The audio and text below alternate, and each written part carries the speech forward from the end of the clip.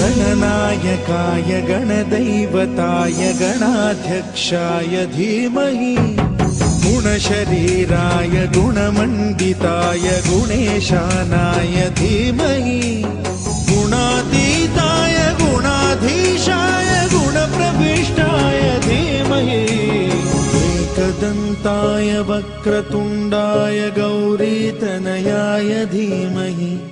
गजेशानाय भालचन्द्राय श्रीगणेशाय धीमहि एकदन्ताय